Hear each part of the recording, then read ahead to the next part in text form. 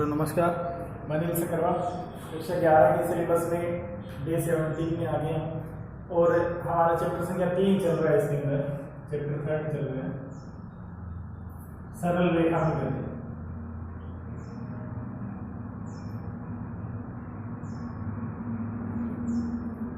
इसमें हमने कुछ बातें सामान्य बातें पढ़ ली थी और सबसे महत्वपूर्ण दूरी और विस्थापन के बारे में हमने पहले बात की थी।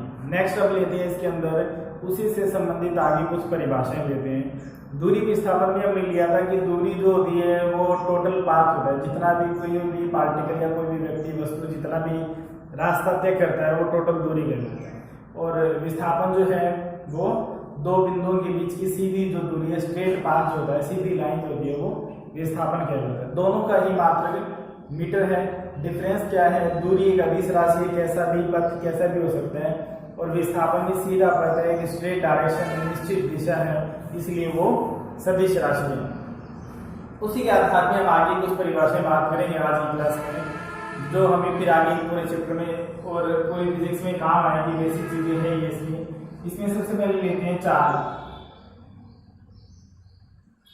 स्पीड। स्पीड क्या है? ये वैसे परिभाषा है, ये 9th 10th में सारी आ चुकी हैं, लेकिन फिर भी हमें इनका कंटिन्यू यूज करना है, इसलिए हम इनको थोड़ा सा डिस्क्राइब थोड़ी सी बात कर लेते हैं। कोई ज्यादा नई बात नहीं है वैसे। चाल के इकाई समय में तय की गई दूरी चाल कहलाती है। इकाई समय में तय की गई दूरी।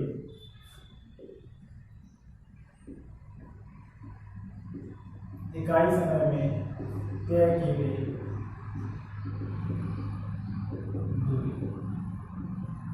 चाल कहलाते हैं। v से लिखते हैं इसको भी, v is equal to x upon t लिख सकते हैं। टोटल समय t है, t में जो दूरी तय की गई है कोई दूरी x, कुछ मान सकते हैं t मान लेते हैं, नॉर्मली x फॉर्म में लिखते हैं इसे। और इकाई समय में क्या हो गया? x अपॉन t, इसको क्या लिखेंगे? v। अब यहाँ से इसका मात्रक दिख रहा है, ये मीटर आ गया पर सेकेंड आ गया। विमाओं के बारे को हमने सोल्व कर लिया था, लेकिन आप हैबिट डालें कि जब भी कोई भी टॉपिक सोल्व कर रहे हैं तो उसके अंदर जो भी डेफिनेशन आ गई, उसका जो भी फॉर्मूला आ गया, उसके अकॉर्डिंग आप उसकी विमाएं फिर निकालने सीखें। फिर निकाल कर एक बार फिर देख लें कि हमें विमाएं निकालनी आती है नहीं आती।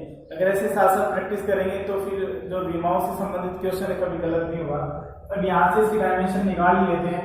मीटर है तो लेंथ है, लेंथ को L लिखेंगे। समय है, समय को T लिखेंगे। T जो है ऊपर जाएगी माइनस में हो जाएगा, तो वैल्यू आ जाएगी L T-1। ये इसकी डायमेंशन आ गई। सबसे इंपॉर्टेंट बात चाल है, इकाई समय में तय की गई दूरी। देखो दूरी से रिलेटेड है, इसीलिए दूरी अदिश राशि है, समय तो अदिश है ही, इसीलिए चाल भी क्या है? एक अदिश राशि है। तो ये बात ध्यान रखिए, चाल कैसी राशि है? एक अदिश राशि है। ये तो इसके बाद चाल। दूसरी बात लेते हैं वेग। वेग को लिखते हैं वेलोसिटी। बस चाल और वेग में इतना ही अंतर है कि चाल अदिश राशि है और वेग सदिश राशि है। ये वेक्टर क्वांटिटी है, यानी इसमें निश्चित दिशा होती है। तो ये कहां से आएगा? ये दूरी से नहीं आएगा, ये विस्थापन से आएगा। बात वही है, अगर हम वैल्यू फॉर्म ले, अगर कोई संख्यात्मक मान लें तो उसमें चाल लिख दो या वेग लिख दो, कोई फर्क नहीं पड़ता है। लेकिन अगर हम उसको डायरेक्शन के अकॉर्डिंग डिफाइन कर रहे हैं तो वहां दोनों का मतलब अलग अलग है। अगर कंसेप्ट बेस कंप्लीट डिफाइन कर रहे हैं इसे, तो चाल का मतलब अलग है, वेग का मतलब अलग है। चाल एक अदिश राशि है और वेग एक सदिश राशि है। मैथमेटिक्स में 10वीं 9वीं में गणित की किताबों में वेग भी लिख देते हैं, कुछ जगह चाल भी लिख देते हैं। तो वहां क्योंकि हमें वहां क्या करना है, वहां v = x/t ये फॉर्मूला यूज करना है। क्या वो चाल दे दिया, दूरी दे दी, समय याद करना कितने समय में ये दूरी तय होगी, तो कोई भी व्हीकल दे दिया वो इस स्पीड से इस वेग से चल रहा है, ठीक है। तो वहां हम उसको केवल क्या लेते हैं? मैग्नीट्यूड लेते हैं, परिमाण लेते हैं। परिमाण का मतलब केवल मान, उसमें दिशा नहीं लेते।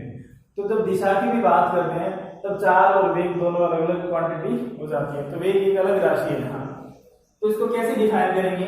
इसकी परिभाषा क्या हो जाएगी? इकाई समय में तय किया गया विस्थापन। इतना सा ही अंतर है, इकाई समय में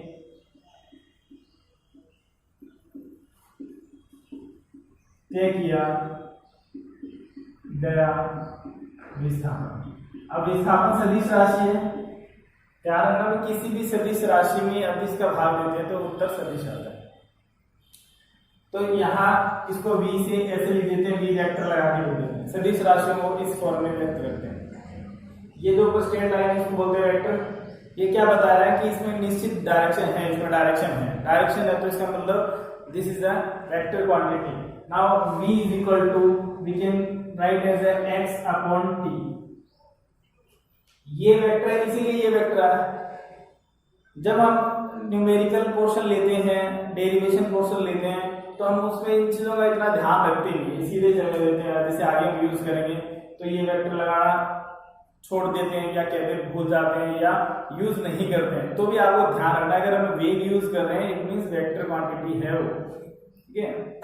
तो यहां से इसका मात्रक जो आएगा वो वही आएगा। मात्रकों में कभी भी अदिश और सदिश राशि का कोई फर्क नहीं पड़ता है मीटर पर सेकंड। यहाँ से रीमा आएगी वो भी कोई आएगी LP माइनस 1, उसका भी कोई फर्क नहीं पड़ेगा। लेकिन आपको ये ध्यान रखना है यहाँ कैसी राशि है, ये वेग जो है वो कैसी राशि है, वेग सदिश राशि है।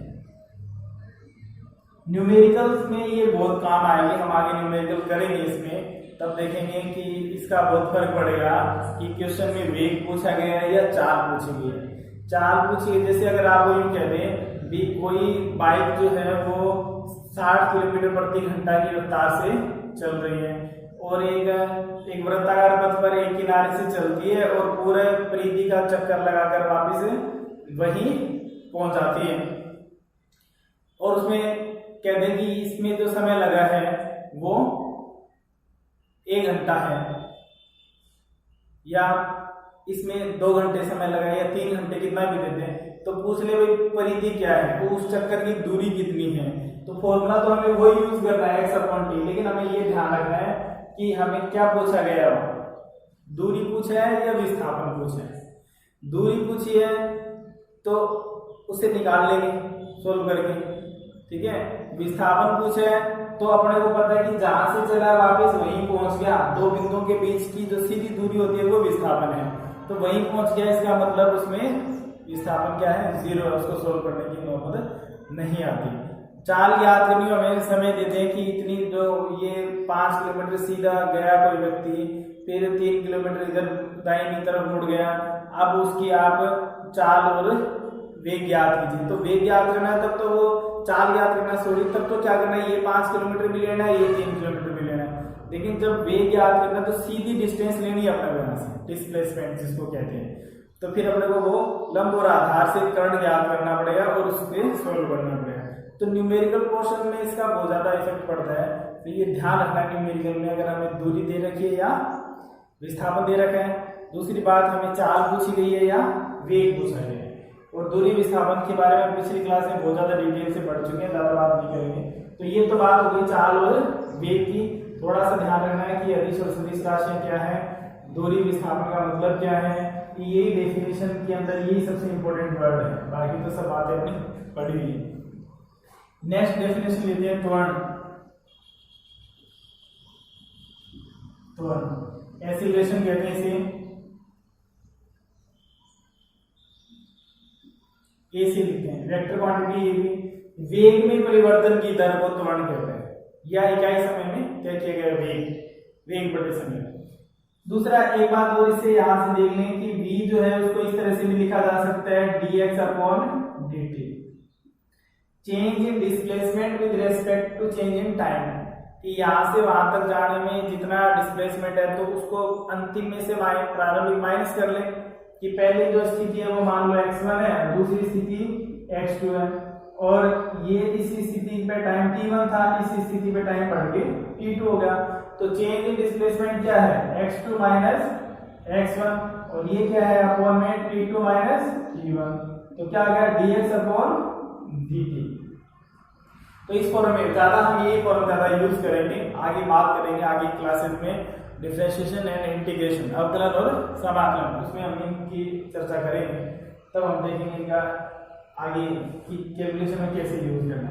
आगे लिखते समय वेग को इस फॉर्म में भी डिस्क्राइब किया जा सकता है, ये चेंज वाले फॉर्म में, ये कंप्लीट वैल्यू अगर दे रखी है भाई इतना विस्थापन है, तो अगर इसमें चेंज की फॉर्म में दे रखा है तो डी की फॉर्म में, d for difference in x with respect to difference in time. इसी तरह से वेग में जो परिवर्तन की दर है उसको त्वरण कहते हैं, तो इसको लिख देते हैं dv/dt। अब यहाँ से इसके मात्रक और विमा निकाल लें। इसका मात्रक क्या है, देखो वेग का मात्रक हमारे पास ऊपर है, नहीं है तो याद भी होना चाहिए हमें, मीटर पर सेकेंड। भाग में क्या आ रहा है, समय, समय का मात्रक भी क्या है, सेकेंड है, तो क्या देगा मीटर पर सेकेंड स्क्वायर।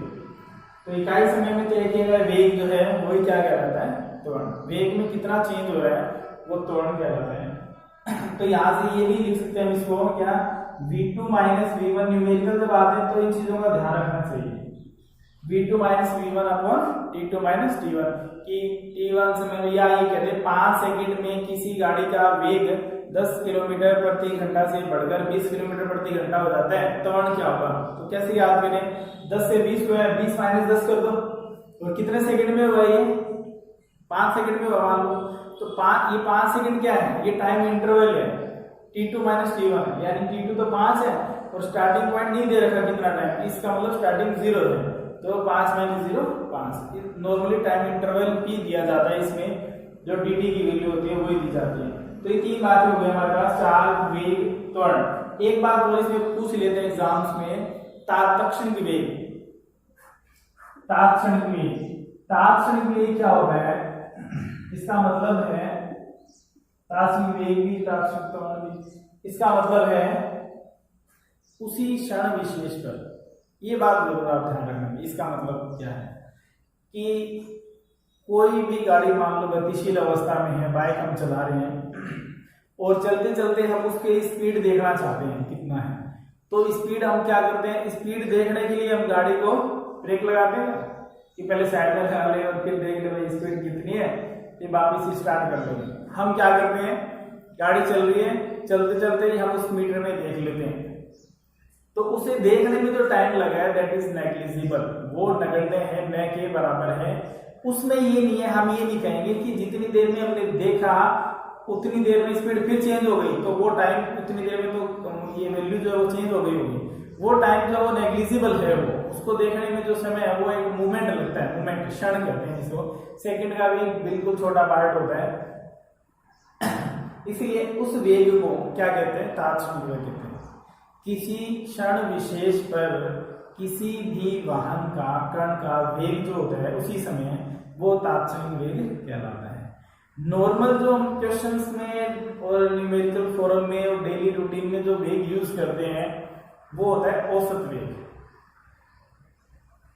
एग्जाम के लिए देखो इंपॉर्टेंट नहीं है ये चीजें, लेकिन डेली रूटीन के लिए दोनों में डिफरेंस है, और वो डिफरेंस इजी वे में हम समझ सकते हैं, हमें पता होना चाहिए। जैसे अगर आपको ये कहते हैं कि हम यहाँ से, जैसे मैं ये कह दूं कि यहाँ से 30 किलोमीटर दूर हम गए और हमें पहुंचने में 1 घंटा लगा, 30 किलोमीटर दूर गए और पहुंचने में 1 घंटा लगा, तो वेग क्या है, स्पीड क्या है।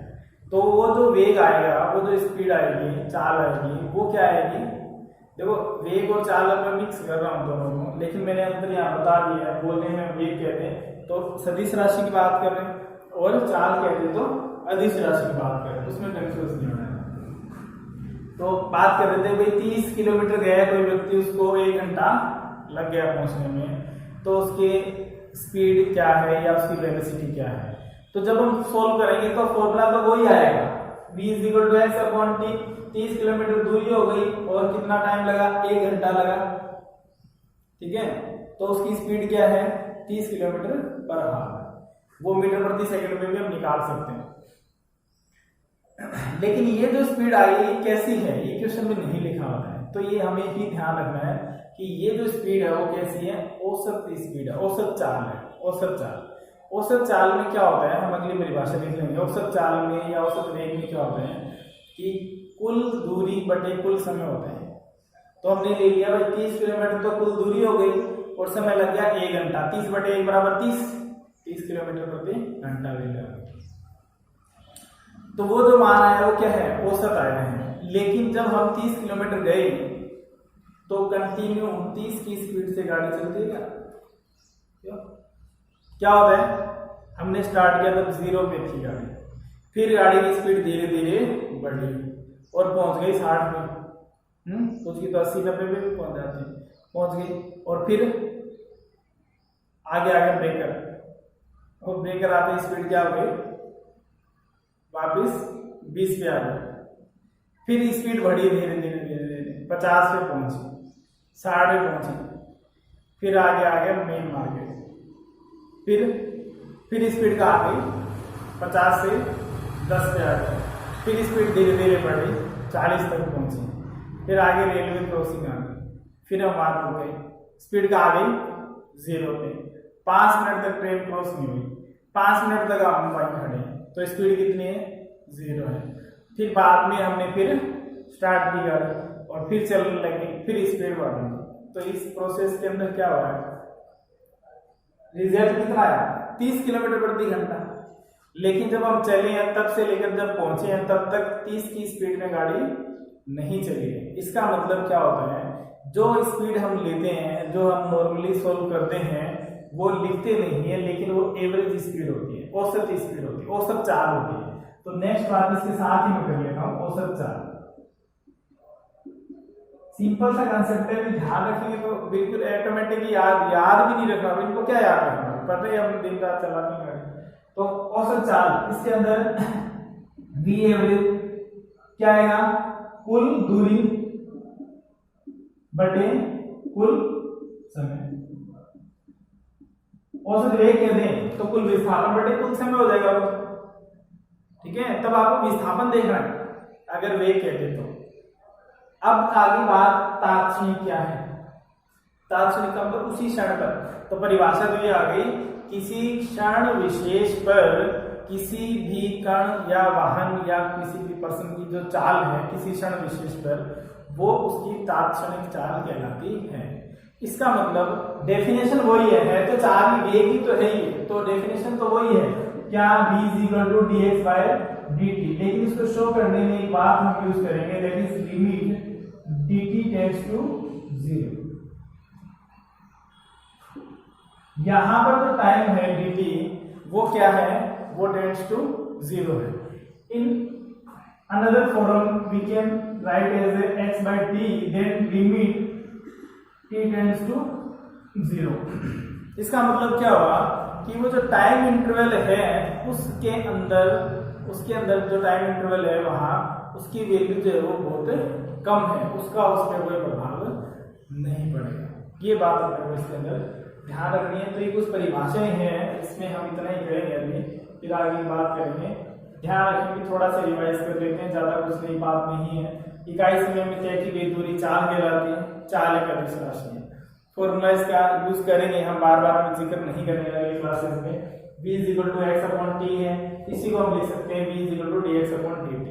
अगर हम ये एरो लगा देते हैं तो देखते ही हमें पता चल जाना चाहिए कि वेक्टर फॉर्म दे रखे हैं, यानी सदिश रूप दे रखे हैं। नहीं लगा तो अदिश है। वेग, फिर इकाई समय में तय किया गया विस्थापन। विस्थापन सदिश राशि है, इसलिए वेग भी सदिश राशि है। मात्रक इसका भी वही है, मीटर पर सेकंड। डायमेंशन इसकी भी वही है, Lt-1। फिर लेते त्वरण, वेग में परिवर्तन की दर को चेंज यहाँ सारा टाइम के रिस्पेक्ट में होगा, ये नहीं कि हर जगह टाइम के रिस्पेक्ट में हो। हम आगे बात करेंगे, कुछ टॉपिक्स ऐसे भी आएंगे जहाँ टाइम के रिस्पेक्ट में नहीं होता। वो डिपेंड करता है कि हम किसके बारे में बात करें। यहाँ स्पीड के बारे में, एक्सीलरेशन के बारे में, डिस्टेंस के बारे में बात करें तो वो सब किसके रिस्पेक्ट में चेंज होता है, टाइम के रिस्पेक्ट में चेंज होता है। देन dv/dt = a, और यूनिट आ गई इसकी मीटर पर सेकंड स्क्वायर। डायमेंशन आ गई Lt-2, ठीक है। यहाँ से ले सकते हैं इसकी मीटर की जगह डिस्टेंस है और सेकंड समय है t, पावर 2 है, पावर 2, तो Lt-2। और फिर दोनों बातें कर लिया हमने, औसत चाल और तात्क्षणिक चाल कहते हैं या तात्क्षणिक वेग कहते हैं। तो इसमें क्या लेना है, केवल टाइम t टेंड्स टू 0। ये कौन सा टाइम है, ये मैंने आपको बता दिया है कि जब हम उसी समय विशेष पर देखते हैं तो देखने में जो टाइम लगा है दैट इज नेग्लिजिबल, हम उसको काउंट नहीं करेंगे, हम उसको न के बराबर लेकर चलेंगे। इतना है, आप इसे लिखें, रिवाइज कर लें। बाकी जो बातें हैं वो नेक्स्ट क्लास में हम करेंगे। थोड़ा सा बुक को पहले थोड़ा रिवाइज किया करें, जो पढ़ा रहे हैं वो भी साथ पढ़ें और साथ में थोड़ा सा एडवांस भी देख लें उसमें कि आगे हमें क्या पढ़ना है ताकि पता रहे। नेक्स्ट जो बात है, थोड़ा ग्राफिकल स्ट्रक्चर्स के बारे में पढ़ेंगे कि कोई वैल्यू दूसरी वैल्यू के संगत चेंज हो रहा है तो कैसे कैसे अपने को उसको ग्राफ में कैसे बढ़ाना, उसको कैसे शो करना है ग्राफिकल में, वो हम बात करेंगे। उसके बाद फिर अवकलन समाकलन सीखेंगे पहले, उसके बाद में इसके डेरिवेशन पोर्शन पे जाएंगे और टॉपिक जो है वो गति की समीकरण बहुत महत्वपूर्ण टॉपिक है, उनको सॉल्व करेंगे। तब तक आप ये रिवाइज करें और पढ़ें।